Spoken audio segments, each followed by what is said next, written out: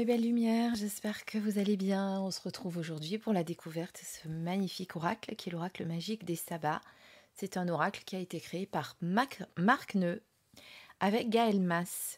Vous allez pouvoir le retrouver aux éditions Arcana Sacra, qui est une marque du groupe Picto maintenant.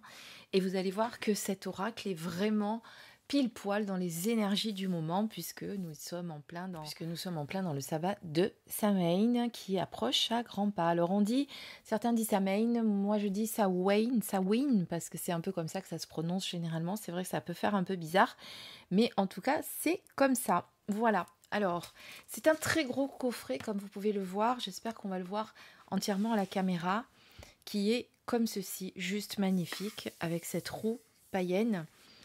On a un magnifique livre, tout en couleur, que l'on va regarder tout de suite. On a une planche pour faire les tirages, qui est très grande. Je ne vais pas pouvoir l'ouvrir ici, parce que ça ne va pas être facile avec le champ de la caméra qui est assez réduit.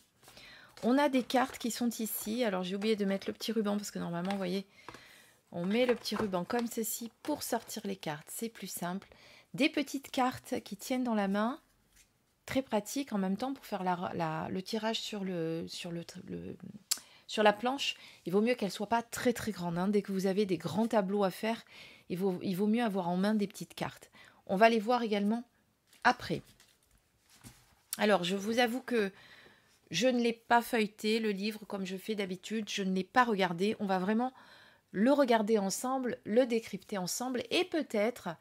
et bien du coup que ça prendra un petit peu plus de temps que d'habitude, puisque on va vraiment prendre le temps de l'éplucher, on va dire ça comme ça. Et comme je n'ai pas fait de découverte avant, forcément, et bien ça va être une découverte ensemble. Alors déjà, voyons un peu ce qu'on nous dit au dos de la boîte. Bon, j'essaye de ne pas faire trop d'ombre, parce qu'il y a une petite ombre, là, j'espère que ça ira pour le visuel en tout cas. Cet oracle vous invite à célébrer les 8 sabbats, ces points clés de l'année qui rythment la vie, la mort et la renaissance dans la nature. Chacune des 48 cartes est une déclinaison des énergies spécifiques de ces fêtes sacrées, offrant des perspectives divinatoires, symboliques et magiques, ainsi que des conseils pratiques pour vivre en harmonie avec le cycle naturel de la Terre, de la Lune et du Soleil. Que vous soyez pratiquant, expérimenté ou simplement curieux des voies anciennes, l'oracle magique des sabbats enrichira votre parcours spirituel. Il vous guidera à travers les solstices, les équinoxes et les célébrations agricoles traditionnelles. Avec des tirages spécifiques conçus pour exploiter le potentiel magique et divinatoire de chaque sabbat, ainsi qu'un poster de tirage, cet oracle sera votre compagnon idéal pour cheminer vers la sagesse des anciens et célébrer la beauté du cycle de la vie. Alors ça tombe très bien puisque là vous l'avez, comme ça vous pouvez le voir, puisque comme je vous disais, je ne pourrais pas vous le mettre en grand parce que sinon ça ne fonctionnera pas. Voilà, ça c'était pour le dos de la boîte. On va à présent regarder le livre parce qu'il est très très fourni comme vous pouvez le voir. Alors, vous avez tout d'abord les pages de garde qui sont ici, avec le sommaire, où tout d'abord on va vous parler des 8 sabbats et de leurs cartes associées.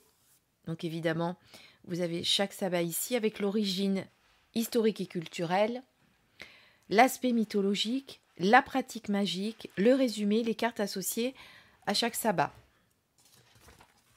Ensuite, vous avez les cartes qui sont ici. Les cartes par exemple du sabbat de Samhain avec Samhain, la mort, le crâne, le chat noir, la sorcière, la porte. Et ceci pour chaque sabbat. Voilà. Et tout un tas de tirages. Alors c'est super parce que dans les tirages, vous pouvez le voir, on voit qu'il y a le tirage, les exemples pour comprendre, que dois-je faire, le tirage de la délivrance par exemple avec 2 exemples pour comprendre, le grand tirage où on vous demande de vous préparer, de tirer, il y a un exemple de tirage, voilà. Vous voyez, c'est pas juste une méthode de tirage et vous vous débrouillez, c'est vraiment, on va vraiment rentrer dans le vif du sujet en vous donnant des explications et en vous aidant pas à pas. Alors, vous avez un petit mot pour les 2 créateurs de cet oracle, avec l'auteur qui est Marc Neu et l'illustratrice qui est donc Gaël Mas. Un petit avant-propos. qui est ici. Pardon. Qui va vous parler de l'origine de la réalisation de cet oracle. Alors, ça remonte à un temps où Internet n'existait pas. Oui, je suis plutôt jeune. Et où le meilleur maître était la nature elle-même. Alors, je vous rassure, moi aussi, j'ai connu une vie sans Internet. Je pense que vous êtes nombreux d'ailleurs ici à me suivre, puisque je sais que vous avez à peu près la même tranche d'âge que moi. Je n'ai pas eu de grand-mère sorcière, même si elle en avait le caractère. Je n'ai pas eu non plus de mère voyante. Je n'ai pas eu de maître spirituel. Mes passages dans des groupes initiatiques ne m'ont servi qu'à comprendre comment l'ego et son inflation peuplent le monde spirituel. Alors là, je suis bien d'accord avec Marc Neu. Et moi aussi, je n'ai pas de grand-mère sorcière ni de mère voyante dans la famille.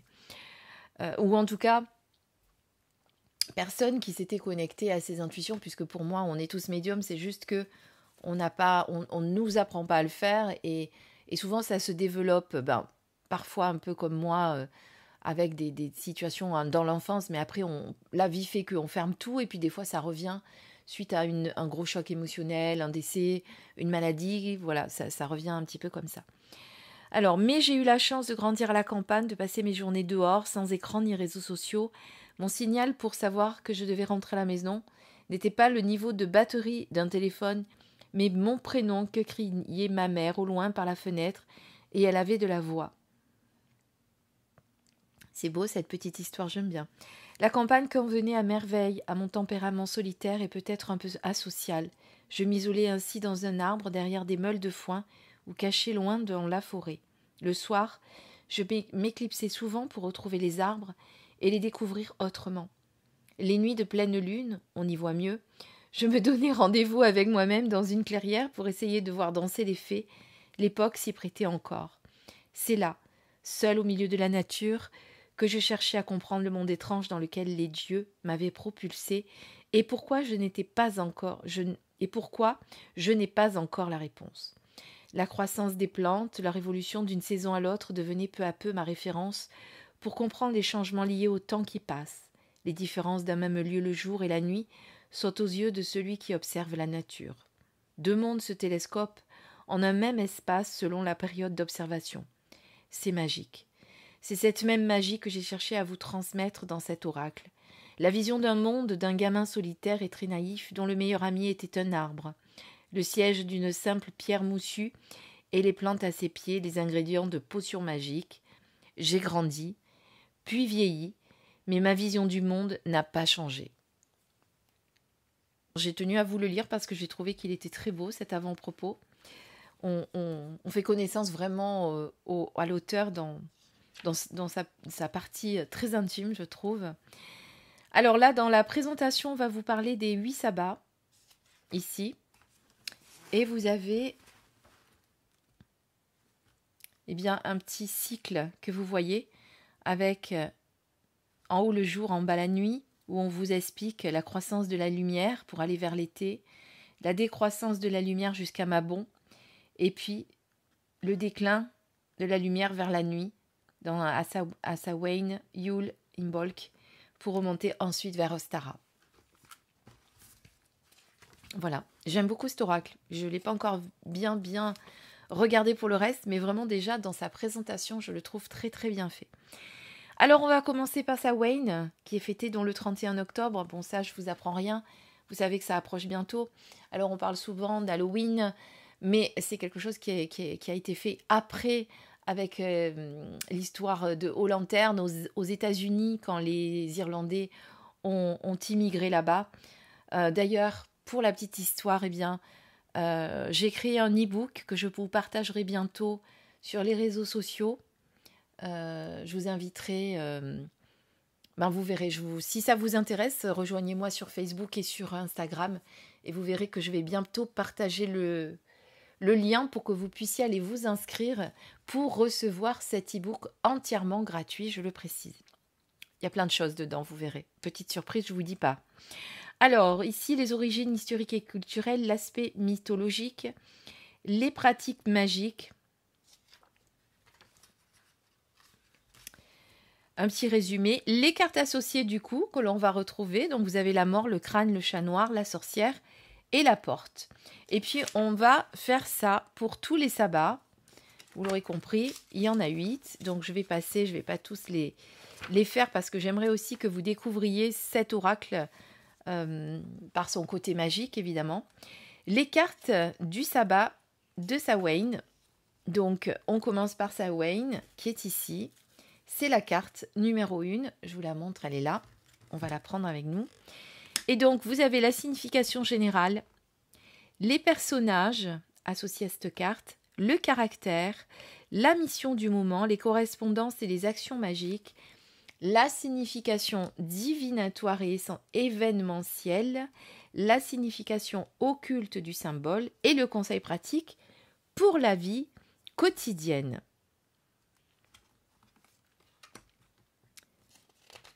Ensuite, on va passer à la mort, qui est ici.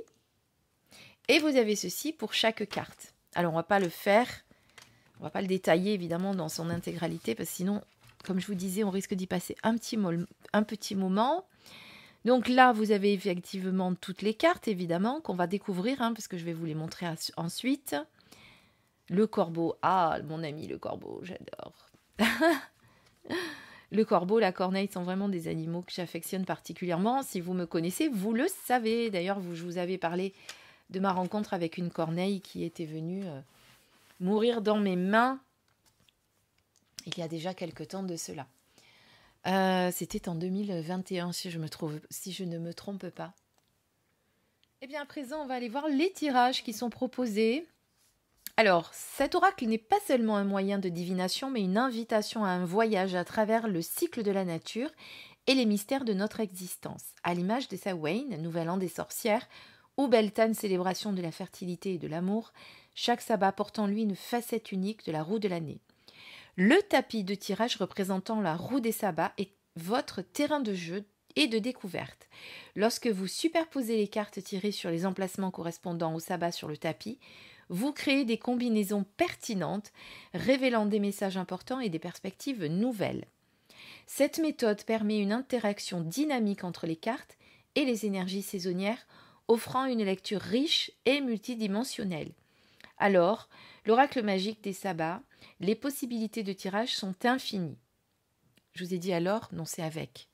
Avec l'oracle magique des sabbats, les possibilités de tirage sont infinies, allant de méthodes simples pour les questions quotidiennes à des configurations complexes pour des interrogations importantes et poussées.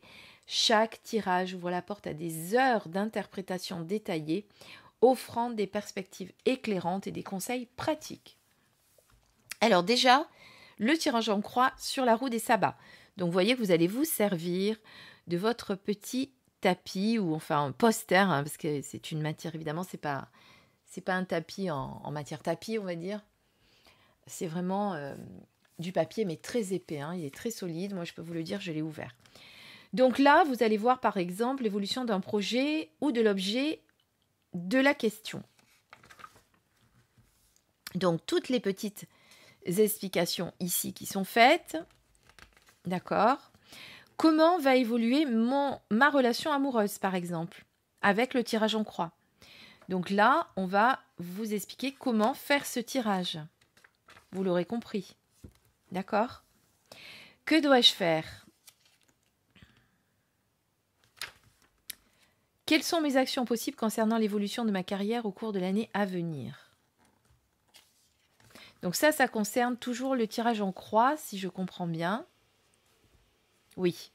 Après, on a le tirage de la délivrance. Alors, attendez, je vais revenir un instant sur ça, parce que comme je vous ai dit, je le découvre comme vous. Donc, comment va évoluer... Non, mais on va revenir au début, parce que sinon, on ne va pas tout comprendre.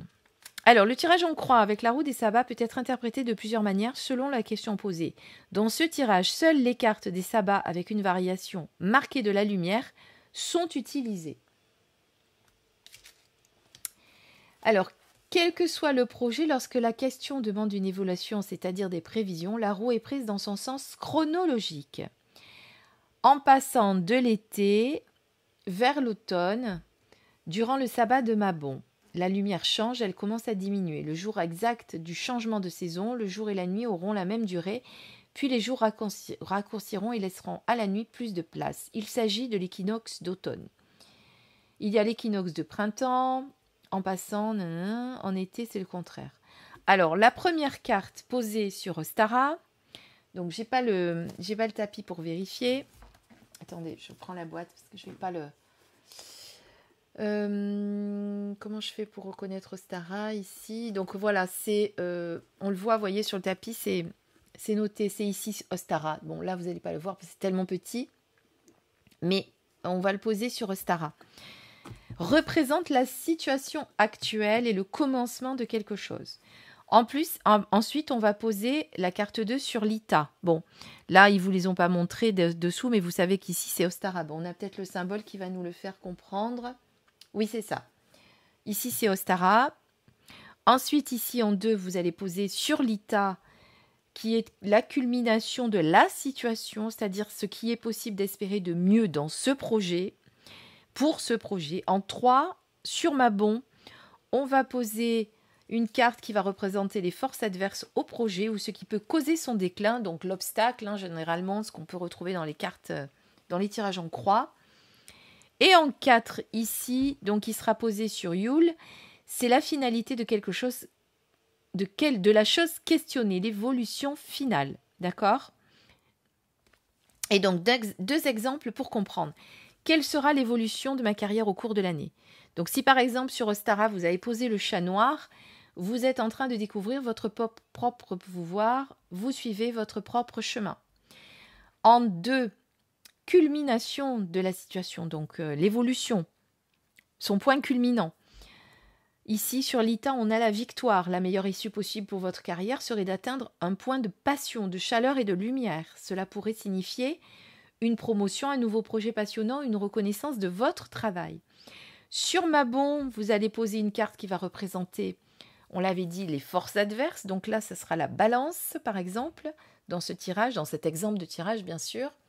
Et là, on vous dit que les défis que vous pourriez rencontrer dans votre carrière pourraient être liés à l'équilibre, la justice et l'harmonie. Peut-être que vous aurez besoin de trouver un meilleur équilibre entre vie professionnelle et personnelle. Et la finalité, bien c'est la culmination du soleil, ici, qui est la finalité de la situation professionnelle qui pourrait être un moment de paix et de sérénité. Donc là, vous l'aurez compris, dans l'exemple de tirage, on est sur plutôt un tirage positif en finalité. Ensuite, comment va évoluer ma situation amoureuse? Là, vous avez un autre exemple de tirage avec, par exemple, le ruban posé sur Ostara, la couronne de fleurs posée sur l'Ita, etc. Donc, on ne va pas faire évidemment tout le détail de chaque tirage, mais vous aurez compris que ici, l'auteur vous explique comment vraiment faire. Puisque là, comment dois-je faire? D'accord? Vous avez également un autre exemple avec quelles sont mes actions possibles concernant l'évolution de ma carrière au cours de l'année à venir. Vous voyez que ce n'est pas des questions fermées oui-non. D'accord? Vous l'aurez compris. Dans les exemples de questions qu'on vous parle, comment va évoluer ma situation amoureuse? Quelles sont mes actions? Donc, on parle d'une question qui n'appelle pas une réponse oui-non. Quelles sont les actions possibles pour l'évolution amoureuse? D'accord? Voilà. Après, on passe au tirage de la délivrance. Donc là, on va faire 1, 2, 3, 4 et 5. Vous voyez? On vous explique comment poser vos cartes sur votre joli tapis. Là, vous avez encore des exemples. Le grand tirage de la roue, alors évidemment, celui-ci, ça va être pour l'année. Donc là, il va falloir vous préparer un moment un peu plus important, évidemment, puisque vous aurez un peu plus de travail d'interprétation à faire. Il faudra poser toutes les cartes. 3 et 3, 6, 7, 8, sur les 8 sabbats. Voilà, c'est sur l'année,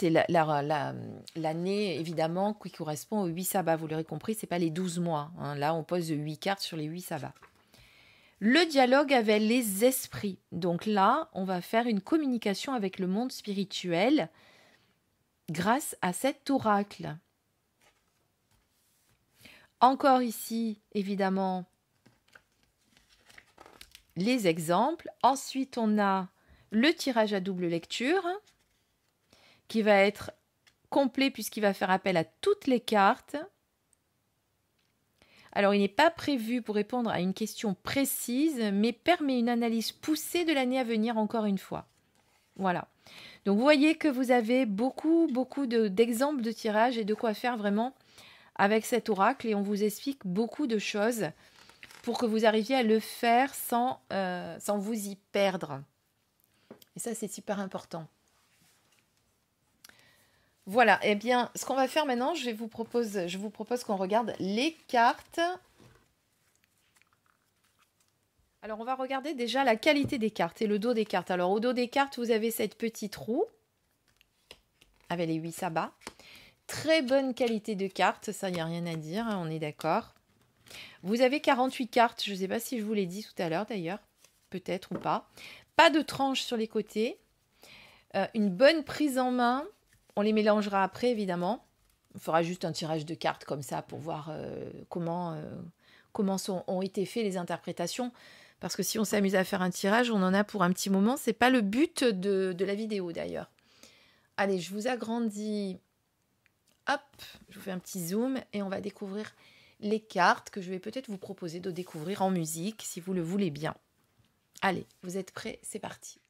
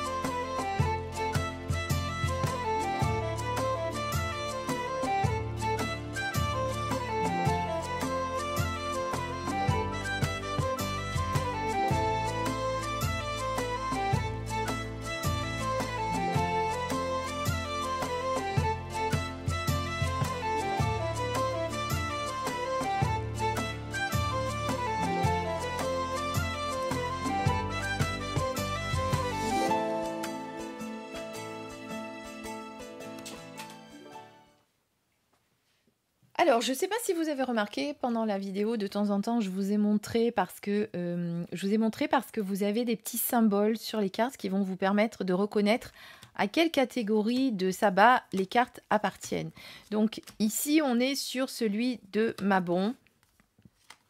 Ici, on est sur celui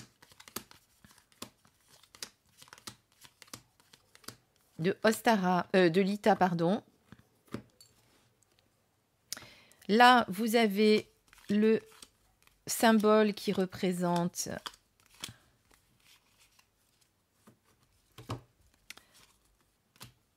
attendez, je suis allée trop loin. Ça, c'est Beltane. Voilà, ça, c'est Beltane. Ensuite, vous avez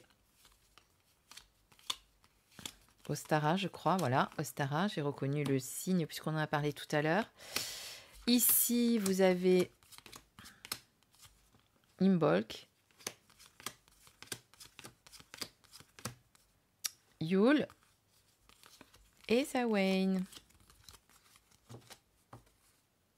Il m'en manque un du coup. Oui, voilà. Me semblait bien. Vous avez remarqué, on n'en avait pas 8. Voilà. Donc, du coup, pour chaque carte, vous avez le petit symbole en premier sur la carte qui concerne le sabbat et vous allez le retrouver sur toutes vos petites cartes. Comme ça, vous allez vite savoir à quelle catégorie vous êtes. D'accord ? Voilà. Vous ne serez pas perdu parce que toutes elles sont leurs petits symboles. Alors, c'est très joli, hein, c'est très fin. Il y a un petit cadre avec le numéro, le nom de la carte et les petits symboles sur le côté. Voilà, ça prend pas beaucoup de place. C'est pas un cadre qui vous empêche d'avoir un visuel sur l'illustration. D'accord ? Donc là, on va les mélanger. On va en tirer juste une pour voir quelle est la carte qui va venir à nous. Alors évidemment, je ne l'ai pas encore purifié.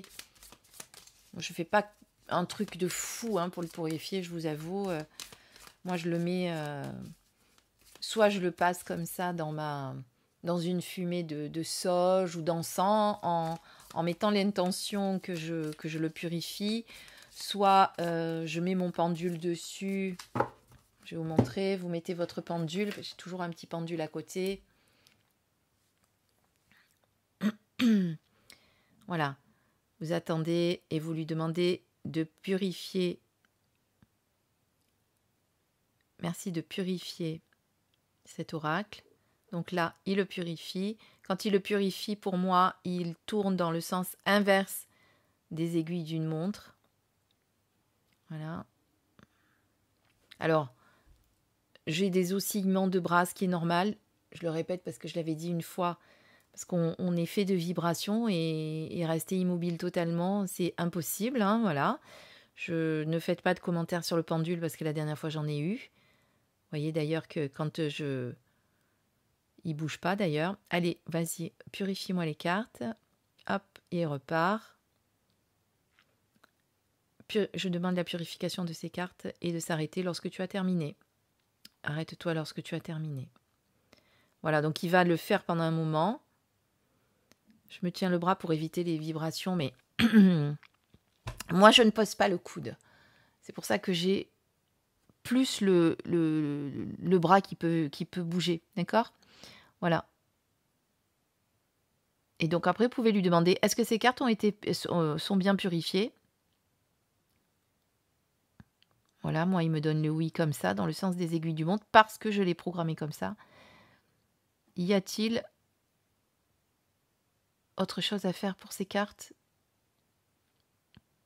Et là, il me répond non. Voilà. Bon, je vous ai donné un petit exemple qui n'avait rien à voir avec le jeu. C'était juste pour vous montrer que vous n'avez pas besoin de faire des choses de fou. Vous pouvez aussi le mettre à côté. Alors, pas dedans parce que ça va l'empêcher de vibrer, mais vous pouvez le mettre à côté de votre bol tibétain. Juste à côté. Les vibrations vont faire que ça va le purifier aussi. C'est les vibrations où vous pouvez le poser dessus à la limite si vous voulez. Mais moi, je le mets à côté, ça suffit largement. Voilà, vous n'avez pas besoin de faire grand-chose. Alors, on va prendre celle-ci, puisqu'on a le pain qui est sorti, qui correspond au sabbat de Lama. Alors, je ne sais pas si on prononce Lama. Pardon pour la signification, si jamais je ne suis pas pile poil dans ce qu'il faut dire. Alors, la carte du pain symbolise l'abondance matérielle, la récompense d'un dur labeur et le partage. Elle représente la satisfaction que procure le travail accompli, l'achèvement d'une tâche et le plaisir de récolter, les fruits de ses efforts. Le pain, nourriture de base, évoque également le confort, la simplicité et la convivialité. Les personnes représentées par la carte du pain sont travailleuses, généreuses et apprécient les plaisirs simples de la vie. Elles ont le sens du devoir et la satisfaction du travail bien fait. Elles sont souvent terre à terre, fiables et accueillantes, valorisant le partage et la convivialité. Donc je ne vais pas tout vous lire. Je vais vous lire la mission du moment. Tiens. La mission du moment pour le pain et d'apprécier les fruits de son travail. Le pain est une valeur sûre, il est acquis et se conserve. Vous n'avez pas à avoir peur du lendemain. Voilà ce que vous dit le message de la carte du pain qui est liée donc au sabbat de Lama. Et Lama, c'est, je ne sais plus à quelle période. Si vous avez des doutes, eh bien, vous pouvez retourner au début. C'est le 1er août, le sabbat de la moisson, qui correspond bien à ce qu'on vient de dire en plus. Voilà, et en parlant de pain, ça me fait penser que moi, je vais aller voir si ma pâte pour mon pain a levé, parce que oui, j'ai décidé de... Alors, de temps en temps, je le fais à la machine à pain, mais là, j'ai décidé de ne pas le faire à la machine à pain, de le faire à l'ancienne. On va voir ce que ça va donner. Je suis en train de faire des baguettes de pain, mais c'est parce qu'on parle du pain que ça me fait penser à ça. Donc, et puis j'ai le ventre qui gargouille, je ne sais pas si vous entendez aussi. La faim qui me gagne, F-A-I-M. Donc, je vais vous laisser sur cette belle carte du pain. Qu'est-ce que je pense de cet oracle? Eh bien, je le trouve très bien fait, très beau, très explicite. Il change vraiment... tiens, on met le blé juste à côté. Il change vraiment des oracles qu'on a l'habitude de voir et c'est très bien. Voilà. C'est d'ailleurs pour ça que j'ai souhaité le recevoir pour vous le présenter. D'ailleurs, je ne l'ai pas dit au début et je remercie vraiment... Florence de cet envoi, il est vraiment très très beau. J'espère qu'il vous a plu aussi, qu'il vous a donné peut-être envie de vous le commander, de l'acheter. Peut-être un petit cadeau pour ces fêtes de fin d'année. Pensez-y parce qu'elles approchent. Hein. C'est le moment d'y penser, de ne pas s'y prendre au dernier moment. Voilà, j'espère... Attendez, j'ai quelque chose qui sonne. Pardon, ça me gênait à côté. C'était la montre de mon mari qui sonnait. Qu'est-ce que j'étais en train de vous dire? J'étais en train de vous dire, bon, j'espère qu'il vous a plu. Si vous êtes venu jusqu'au bout de cette vidéo, eh bien, mettez-le en commentaire. Mettez le mot sabbat en commentaire parce que moi, ça me voudra dire que vous êtes arrivé jusqu'au bout de la vidéo, que vous avez eu le courage de venir jusque-là. Et vous savez que ce qui fait plaisir aux auteurs de contenu sur YouTube, eh bien, c'est que vous commentiez, c'est que vous likiez, c'est que vous soyez présent, que vous soyez actif vraiment sur nos vidéos. Alors, je parle pour moi, mais je parle aussi pour tout le monde. Donc, faites-le. Vous faites-le. Voilà, si vous suivez des chaînes, montrez votre présence. Simplement, regardez, c'est bien, mais vous devez montrer que vous êtes là. Par un petit like, ça coûte pas grand-chose. Par un petit message, même si c'est un petit cœur, un emoji, c'est pas grave. Voilà, juste montrer que vous êtes là. Et si vous n'avez pas envie de mettre plus, vous me mettez juste sabbat et ça me va largement aussi. Je vous embrasse, plein de bisous, à très vite pour la suite.